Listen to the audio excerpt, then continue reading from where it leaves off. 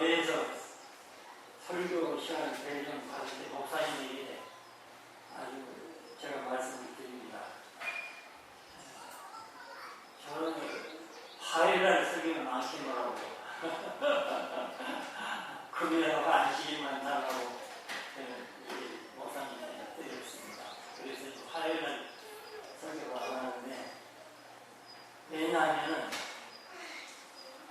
저는 설교를 그때 교회 형편에 맞춰서 준비하다 보니까 보통 한 달 정도 자꾸 준비를 해요. 그래서 자꾸 메모를 해요. 한 달 동안 메모를 하면서 굉장히 신경을 들여서 준비하는데, 이렇게 적은 파일이라든지 적은 숫자의 순서들 앞에서 그 설교하기가 참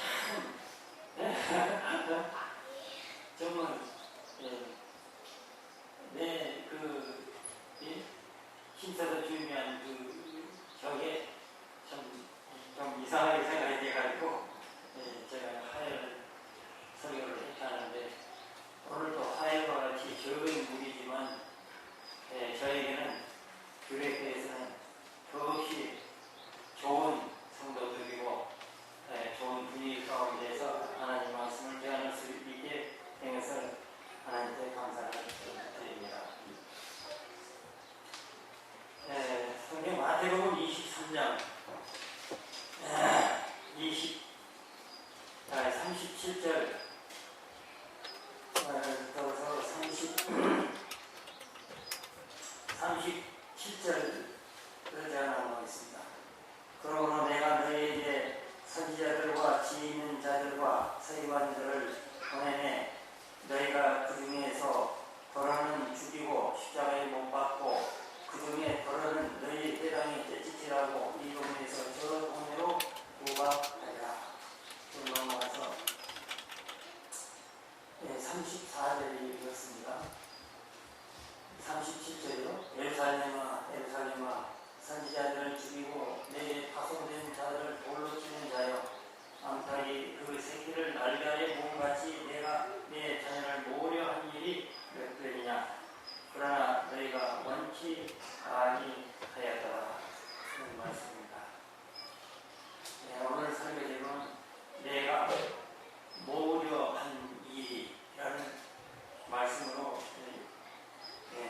성도 여러분과 함께 은혜 받기를 바랍니다.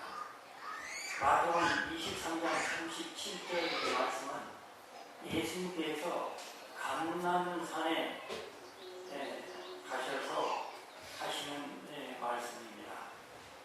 예루살렘아 예루살렘아 선지자를 죽이고 내게 파송된 자들을 돌로 치는 자여, 암탉이 그 새끼를 날개에 모음같이 내가 내 자녀를 모으려 한 일이 몇 번이더냐. 그러나 너희가 원치 아니했다. 예수님께서는 감람산에서 예루살렘 성을 향해 보시면서 무시해서 하시는 말씀인 것입니다. 여러분들도 이 말씀을 잘 알고 계실 것입니다. 당신의 백성으로 태어난 이스라엘 백성들은 하나님께서 너무 사랑하셔서 늘 하나님의 말씀 중심으로 모아서 인도하셨습니다. 이스라엘 백성들이 하나님을 잊어버리고 말씀을 외면하고 애국에 종살이를 하는 가운데 하나님께서는 그를 불쌍히 여기사 애국에서 불러내서 광야로 모으시고, 또 광야의 12지파 가운데 성소를 지으시고 그것에 자용하셔서 우리 하나님께서는, 우리 예수님께서는 이스라엘 12지파 백성들이 성소에 계신 예수님께 집중하도록 이렇게 하셨지만, 이스라엘 백성들은 그렇게 하지 못한 역사들을 우리는 보고 있습니다.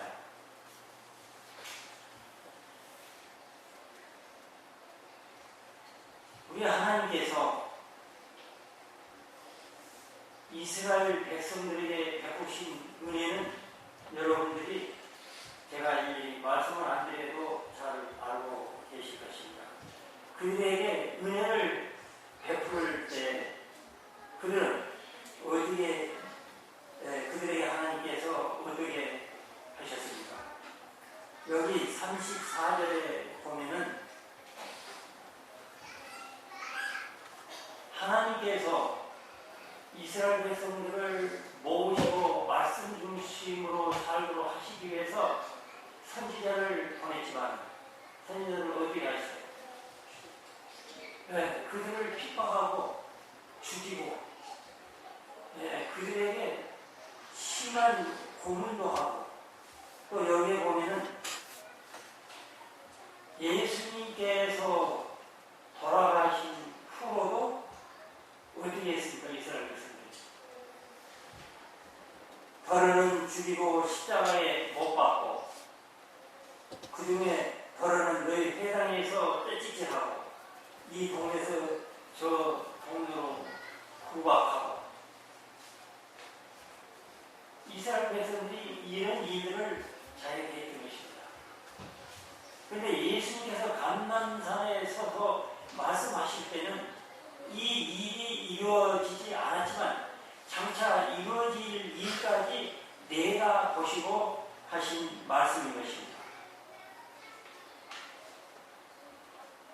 이런 예루살렘 성을 바라보시는 마음에는 멸망받을 운명에 처한 사랑하는 이스라엘에 대한 염려하는 마음과 이스라엘을 향하는 사무치는 안타깝고 부드러운 표현은 예수님의 입술에서 일찍이 흘러나온 적이 없었다는 것입니다. 자, 이스라엘 백성들은 정말 하나님께서 사랑하셨어요. 그래서 그들을 구원하시기 위해서 그토록 예를 쓰셨지만 그들은 그 은혜를 거절했던 것입니다.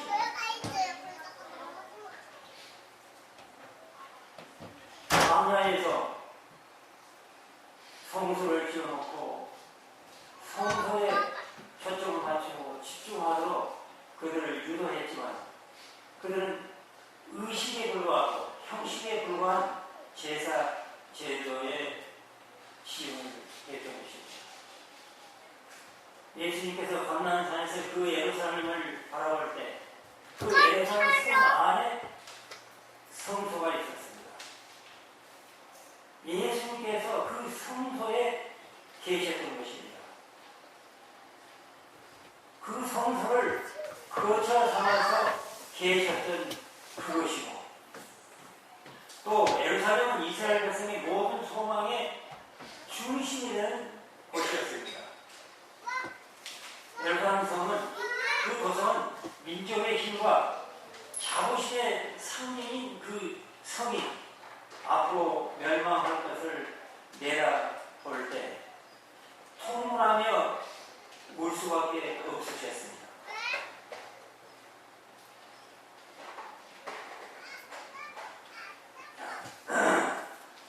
여기 23장 32절에 너희가 너희 조상의 양을 채워라.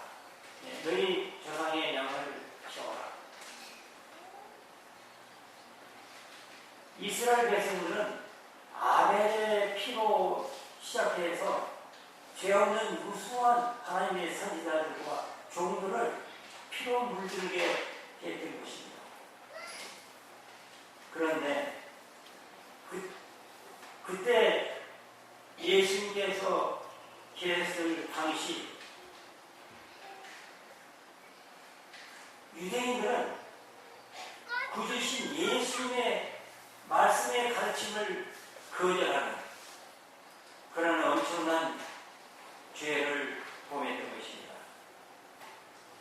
메시아로 오신 예수님을 거절하는 행위, 그거는 과거의 조상들이 지은 죄보다도 더 큰 죄를 그들이 범했던 것입니다. 이제 마지막은 침례 요한과 스데반을 돌로 쳐서 죽임으로 하나님의 은혜의 한계를 넘어 버림으로 AD 70년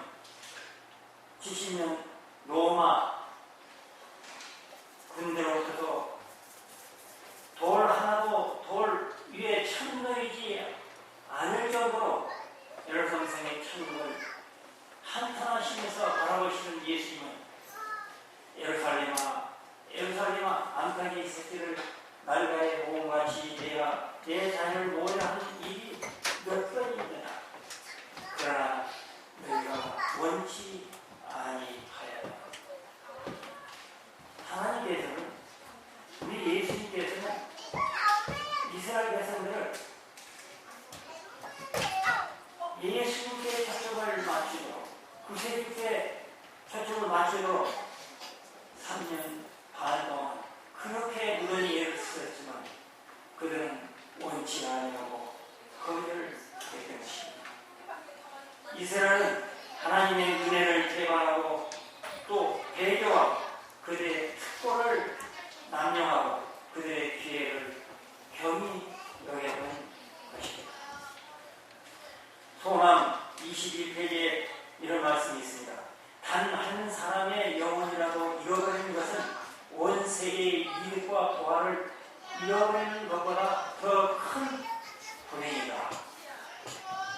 히브리서 187페이지는 하나님의 사랑은 예수로 하여금 단 한 명의 죄인을 위해서라도 위대한 희생을 치르도록 이끌었을 것이다.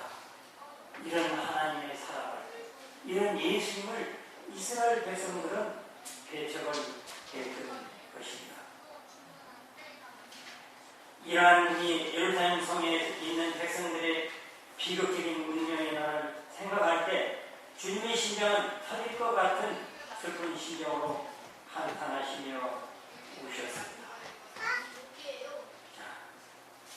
이스라엘 백성들의 역사를 우리들이 곰곰이 생각할 때 어떻게 하나님의 백성들, 성경을 다니는 하나님의 백성들이 그렇게 하나님께 우리 예수님께 하나님을 예수님을 배척하고 그런 죄를 지을 수 있었을까 생각할 수 있습니다.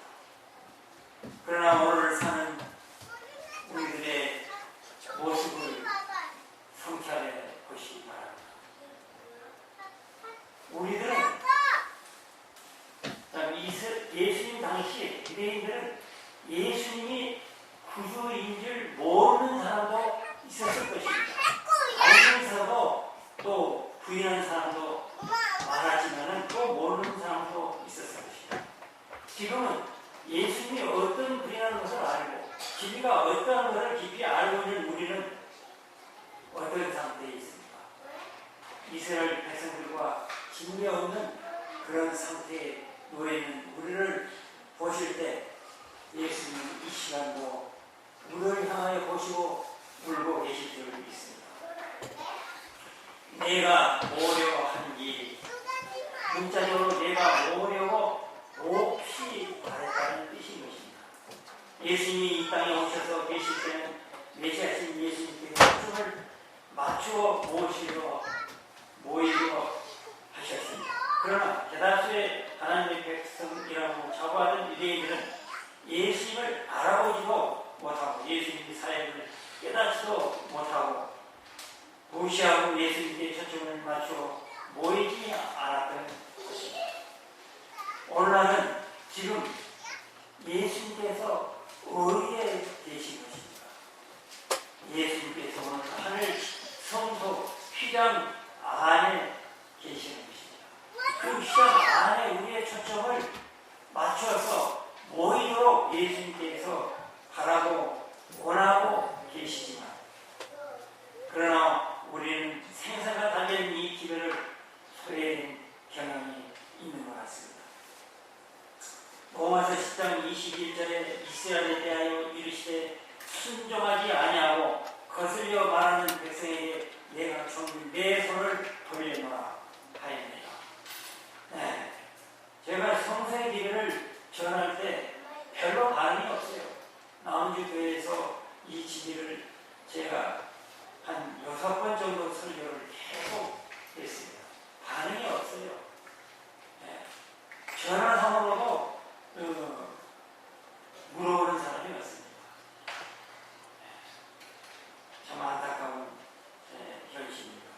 그들이 거슬려서 생각하고 있는 것 같습니다.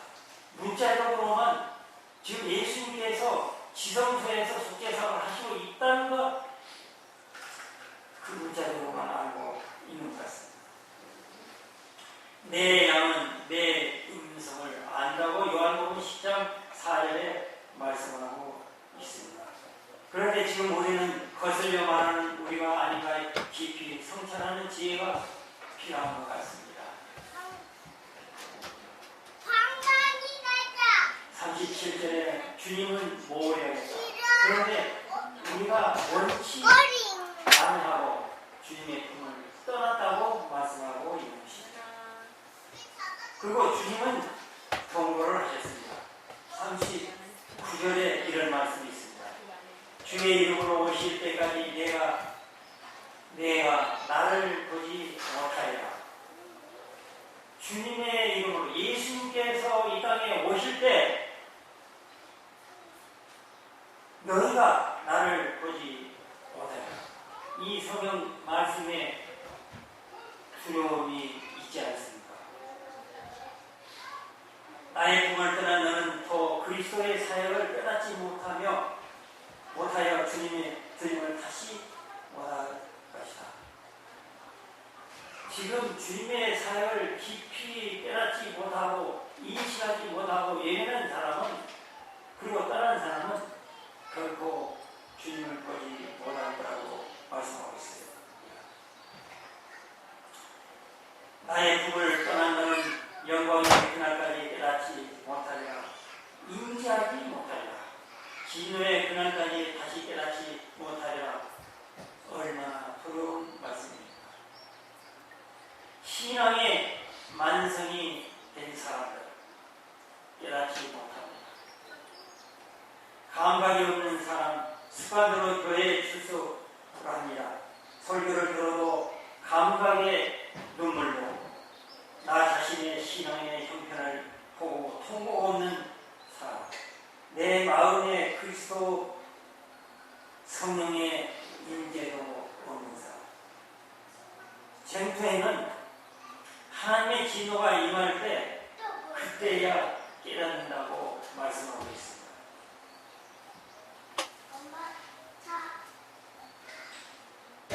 신앙의 완성이 된 사람은 깨울 길이 없습니다. 살아보려고 주님께 매달려야만 우리들이 하늘에 갈 수가 있습니다. 살기 위해서, 하늘에 가기 위해서 몸부림치며 기도하고 말씀대로 사는 영혼은 하나님께서 기록하고 계십니다. 신앙을 의무적으로 해서는 안 되는 것입니다. 하나님의 은혜에 감사하고 사랑으로 넘치면 합니다. 신앙의 감각이 만성이 된 사람은 깨울 길이 없는 것입니다. 10년, 20년 한결같이 신앙과 믿음의 진보가 없는 사람들, 그런 형편 가운데 있는 사람들, 요즘 너무 많은 것을 느낄 수가 있습니다.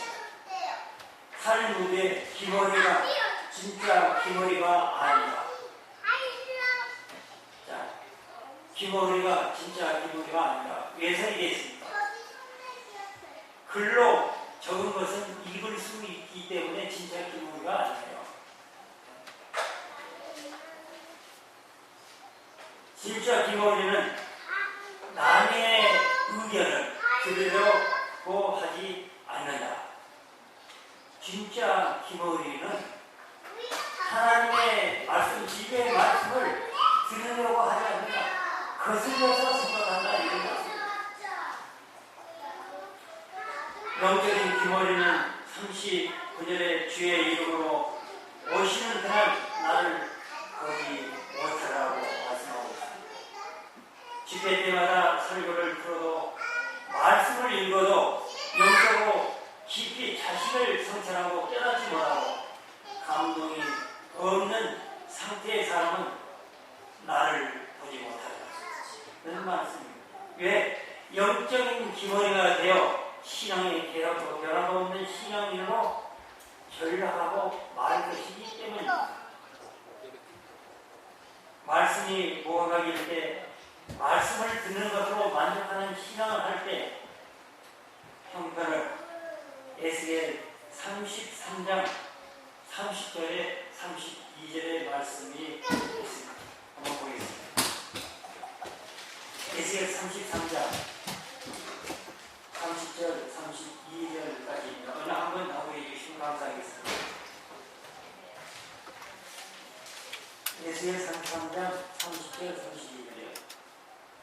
인자야, 내 민족이 단결 질서와 진리에서 너를 원하며 각각 그 형제로 더불어 말하여 이르기를 자 가서 여호와께로부터 무슨 말씀이 나오는가 들어보자 하고 백성이 모이는 곳까지 내게 나오며 내 백성처럼 내 앞에서 앉아서 내 말을 들으나 그대로 행치 않으니 이는 그 입으로는 사랑을 나타내어도 마음은 이욕을 쫓습니다. 32절. 그들이 너를 음악을 잘하고 고운 음성으로 사랑의 노래를 하는 자같이 여겼나니 내 말을 듣고도 수행치 아니하거니와. 네, 감사합니다. 자, 말씀에 모험기일 때 어떤 사람이 된다고 여기에 정확하게 적혀 있습니다. 저들이 백성들이 모이는 것처럼 나와 백성처럼 앉아서 여호와 앞에 무슨 말이 나오나 들어보자. 하나님의 백성처럼, 교회의 하나님 백성처럼, 사실은 그 마음은 하나님 백성은 아닌데 하나님 백성처럼 나와서 여호와께로부터 무슨 말이 나오나 들어보자. 이것은 무슨 말씀입니까? 관람주의 신앙을 하는 사람들을 얘기하는 것입니다. 마음과 행동이 다른 사람, 구경하는 사람들은 교회에 와서는 안 됩니다. 요번에는 어떤 말씀을 하는지 교회에 출석하 봐야지 하는 이런 식의 신앙. 말씀을 갈급하고 갈급해서 먹고 그 생수를 마셔서 생수로 활기를 얻고 영이 소생하는 그런 정당이 이 교회가 되어야만 되는 것입니다. 설교를 평가하려고 부르면 안 돼요.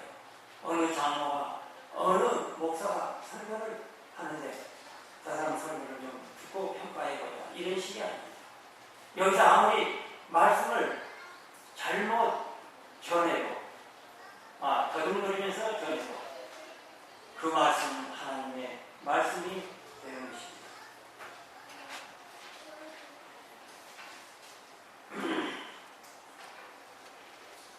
성령님의 감동하심으로 새롭게 깨달아야만 합니다.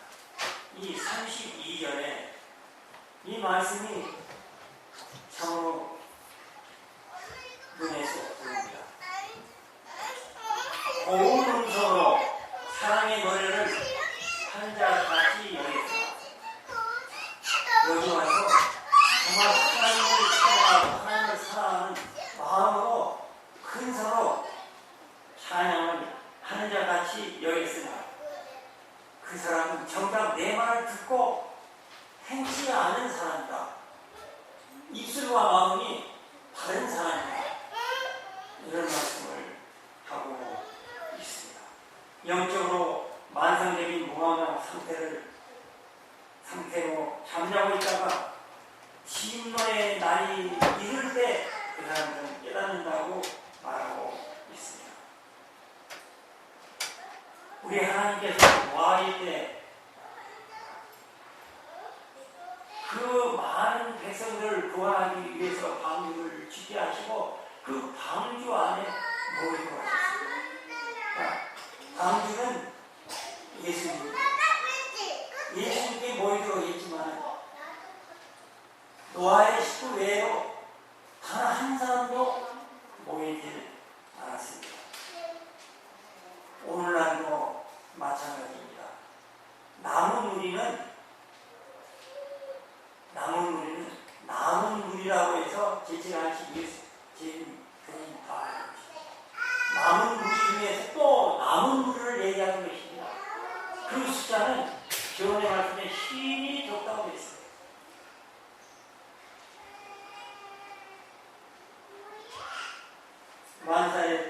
시간이 있습니다. 만날 은혜가 없습니다.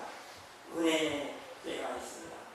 본도서 6장 2절에는 지금은 은혜의 때요 구원의 날이라고 말씀하고 있습니다. 1844년 이후 우리에게 내일이 없습니다. 1844년에 재림 성국이 준비되었다라면 그때 예수님이 오셨다고 했어요. 지금에. 그러니까 지금이라도 하늘 예루살렘 성을 예배하고 계시는데 그 성에 거주할 수가 차면 예수님이 오신 것입니다. 우리에게는 1844년 이후는 마지막 때예요. 마지막 날인 것입니다. 오늘이 마지막 날인 것입니다. 우리에게 내일이 없는 것입니다. 그런 신앙과 믿음으로 우리들이 신앙을 해야 될 때가 지금이라 일어났습니다. 정말 또한 우리 육신적으로 생각할 때 우리의 장막이 언제 내려질지 모릅니다. 우리는 많은 과학 문명을 누리고 사는 우리들인 것입니다. 어떤 경우, 어떤 사업으로 우리가 우리의 장막이 내려질지 모릅니다. 이건 예수님께서 내일 오실지도 모르는 것입니다. 그래서 오늘 사시는 날, 마지막 날을 생각하고 귀중하게 생각해야만 되는 것입니다. 우리는 예수님께서 언제 오실지 신이 불분명한 시대에 살고 있습니다. 우리는 이때 일인비 성령으로 준비되어야 하고 마지막 때 쓰시겠다고 하는 일인비 성령을 받는 우리가 되어야 돼요. 우리는 일인비 성령으로 준비되지 않는 사람은 마지막 때 하나님께서 쓰시지 않는 백성, 일인비 성령을 받을 수 없는 백성이 되는 것입니다. 왜 우리가 성령을 받아야만 되겠습니까? 요한복음 16장에 펼쳐지는 성령은 죄에 대하여, 의에 대하여, 심판에 대하여 깨닫게 하십니다. 성령님께서는 우리 안에 내면을 통해서 죄를 깨닫게 하고 회개케 하시기 때문에 우리는 성령을 받아야만 됩니다. 여러분, 제가 어떤 적에 중앙교회에 갔었는데 전도예요. 예언님이 전도에 하는데 여러분 성령 받으셨어요? 두 목사님 성령 받으셨냐고 성도들이 물어보시더라고요. 성령 받으셨어요? 네? 받으신 분 손 들어보세요. 안 받았어요? 여러분 성령 받으셨어요. 미리 성령은 안 받으셨지 성령은 받으셨는데 성령을 얼마나 충만하게 받았느냐 안 받느냐 그 정도지 성령을 받으셨습니다. 성령을 받으셨기 때문에 지금 성령님께서 교회로 인도하셨습니다. 그래서 이 자리에서 예배드리고 있습니다. 여러분 성령님을 통해서 예수를 믿게 된 거예요. 여러분 성령을 받으세요. 그 정도의 차이인 것입니다. 얼마나 충만하게 받는 성령님의 생애를 살고 있는지 그게 문제예요. 또 성령님은 의에 대해서 얘기하고 있습니다. 의로 인한다. 의에 대해서. 의는 속죄를 받아야만이 죄의 속죄를 받아야만이 의를 이룰 수 있습니다. 의의 동안이를 이룰 수 있습니다. 또한 성령님은 심판에 대해서 말씀하고 계십니다. 우리는 죄를 고백하고 용서를 받을 수 있도록 심판에 대응하기 위해서 성령님께서 인도하고 계신 것입니다.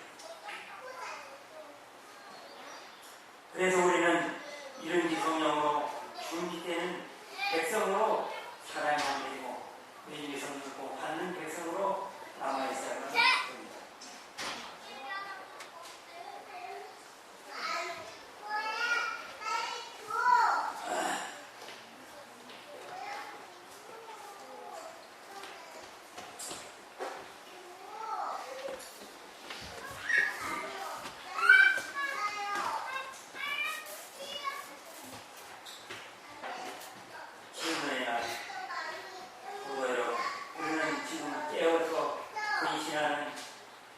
신앙과 믿음으로 살아가면 됩니다. 계시록 6장 16절에 산과 바위와 내 위에 떨어져 오다이한 신기의 얼굴을 가려워달라. 그렇게 외치는 사람이 납니까? 여러분이 되겠습니다. 우리 한번 깊이 이 말씀 비춰 생각해요. 이렇게 은혜의식에 깨닫지 못하고 믿음으로 살지 못하고 초점을 잃어버리고 예수님께 초점을 맞추지 않는 그런 신앙을 하는 사람은 진노의 날에 산과 바위를 향하여 예수님의 얼굴을 가려달라고 소리칠 것입니다. 여기 마태복음 23장 38절에 이런 말씀이 있죠. 한번 보겠습니다.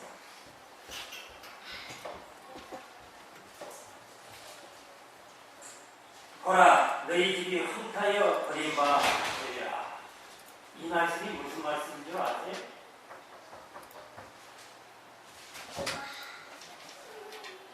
우리가 예수님의 초점을 맞추지 않고 사는 사람은 예수님께서 지금 모으려고 숫자로 모으려고 하고 계시는데 그것에 모이지 않고 세상의 초점을 맞추고 사는 사람은 그 사람은 황폐한 사람이 된다고 했습니다.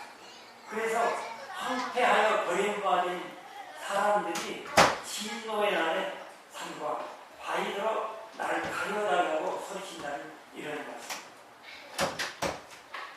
우리는 최후를 맞이하는 그날, 살든지 죽든지 최후를 맞이하는 그날, 이런 사람이 되어서는 안 되겠습니다. 암탉이 새끼를 모래 한 일이 몇 개가 되냐 하시면서 예루살렘 성을 향해 우셨는데 그 하나님은 지금도 졸지 않고 우리를 향해 우리의 상태를 모시고 계시는 것입니다. 나에게 돌아오라, 나에게 돌아오라 하시면서 모시고 계시는 것입니다. 우리 주님은 마지막 하늘에서 하늘 잔치를 베풀고 우리를 모으려고 하고 있지만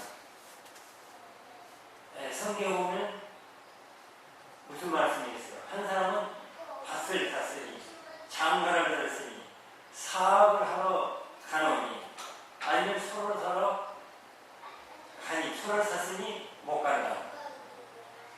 온갖 핑계를 하고 예수님의 부르심에 부응하지 못하는 신앙의 과가 너무 많은 것 같습니다.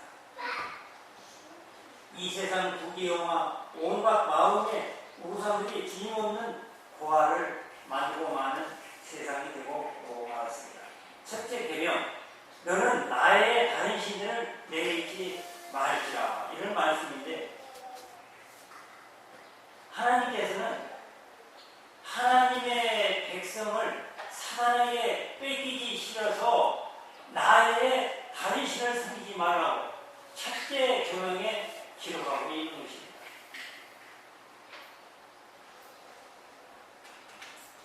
그런데 우리를 죄에서 구원하시기 위해 죽기까지 사랑하신 주님을 우리는 무슨 우상 때문에 주님의 품을 떠나고 있습니까? 오직 나를 섬기는 나의 우상 때문입니까? 아니면 내 남편, 내 아내, 내 자식, 이 세상 모든 부귀영화,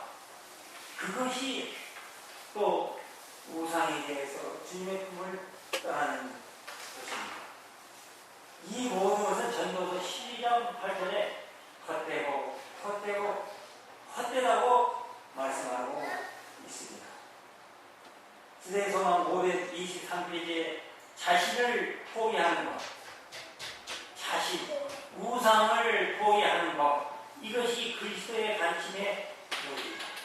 예수님은 이 땅에 오셔서 마음과 안에 오심으로 자신을 포기하는 모습을 보여주시고 거기서부터 시작하셔서 십자가로 승리하시고 지금 하는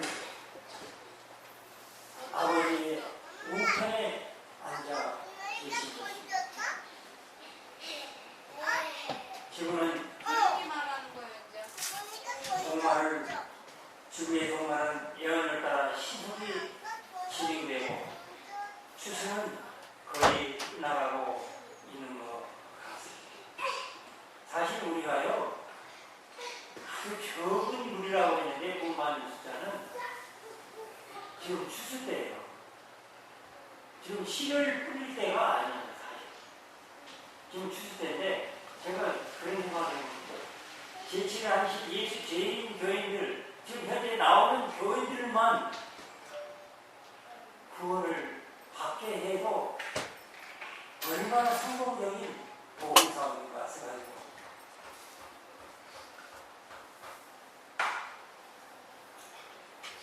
정말 안타까운 현실 속에는 주님의 현실인 것 같습니다. 이 종말의 시대를 사는 우리는 어떻게 살아야 할까요? 야곱과 같이 생명을 걸고 기도하며 믿음으로 말씀에 굳게 서서 신앙을 해야만 할 때입니다. 형 에서가 추적에 올 때 야곱은 죽음 앞에 목숨 걸고 기도하며 천사와 씨름을 했던 그 마음과 신앙으로 우리는 살아야만 합니다. 여러분, 세상을 또 세상의 우상을 포기하기, 나의 우상을 내가 가장 갖고 싶고 가장 사랑하는 그것을 포기하는 것이 그렇게 쉬운 게 아닙니다. 그래서 하늘이라는 것은 어려운 일인 것입니다. 고린도후서 6장 2절의 말씀과 같이 지금은 은혜 받으면 돼요. 구원의 날. 우리 주님은 하늘 성소에서 남은 물을 모아 인치시는 사업을 하시는 중에 계시는 것입니다. 우리는 이제 생명을 걸고 이 세상 모든 것을 버리고 나를 버리는 그런 신앙을 해야 할 때라고 믿습니다. 바람에 구름 흐르듯 신앙을 하지 말아야 됩니다. 요즘 너무 바람에 흐르는 구름과 같이 유리 흘러가듯이 신앙하는 분들이 많아요. 신앙의 계획과 부분이 없어요. 변화가 없습니다. 어제도 오늘도 변화가 없는 그런 신앙하는 분들이 많은 것 같습니다. 저도 그런 것 같습니다. 사실 말씀의 원칙에 따라 살아야 됩니다. 상황인주의 신앙을 하지 말아야 돼요. 말씀은 말씀대로 살아야 돼요. 말씀에 한 발자도 벗어나서 살지 말아야 됩니다. 상황에 따라 말씀을 어긋나서 말씀을 떠나서 신앙해서는 안 돼요. 오늘날 현대 기별을 민주화하는 제7 안식 예수 재림 교회들은 상황 진리 속에 빠진 백성들이에요. 교회마다 그랬습니다. 안식을 제대로 지키지 않아요. 갖가지 선한 봉사와 희생이라는 그 명목 아래 갖가지 일을 다 해요. 상황에 따라 다 별짓 다 해요. 안식을 제대로 안 지키고 있어요. 안식이 생명이에요. 안식이 중심입니다. 하나님 표현인 표가 인이 거기에 있는 것입니다. 나침반이 남북을 정확하게 가르치듯이 우리 신앙은 원칙을 바로 제시하는 원칙적인 신앙을 해야만 하는 것입니다.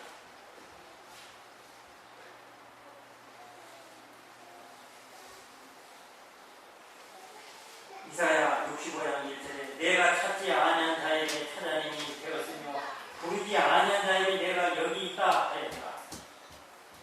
자, 이 말씀을 깊이 좀 잠깐 생각하고 말씀을 마칠까 합니다. 암탉이 새끼를 본받지 뭐를 했지만 너희가 원치 않았고 내 말을 듣지 않고 듣지 않고 내 곁을 떠나버린 당신의 백성들은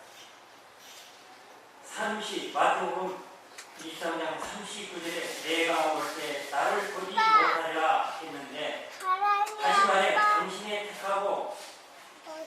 택하신 백성들은 택함을 받지 못하고 이방인이 택함을 받아 하늘 간다는 말씀인 것입니다. 내가 찾지 않는 자에게 찾아내게 되고 그건 이방인을 얘기하는 거예요. 또 부르지 않은 이방인들이 예수님 오실 때 내가 여기 있다 하고 말씀하신다고 말씀하고 있습니다. 우리는 제시라신 예수 죄인이라고 하나님 남은 백성이라고 자부하면서 살아서는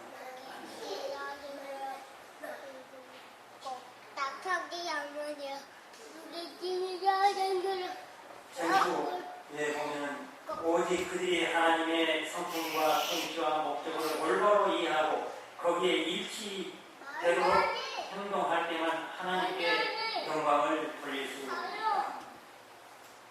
우리는 하나님의 성품과 통치와 하나님께서는 우리 예수님께서는 예수님께 모이도록 해서 우리들을 하나님의 품성으로 통치하려고 계시는 것입니다.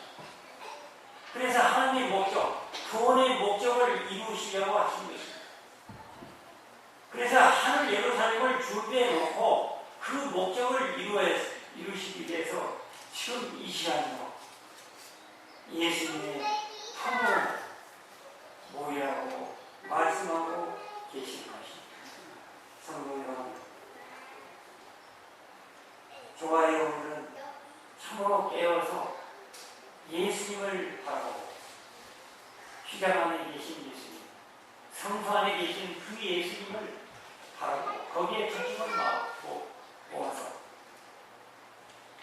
예수님께서 이끌어 주시는 은혜들과 인을 입는 여러분과 제가 되기를 바라면서 말씀을 마치겠습니다.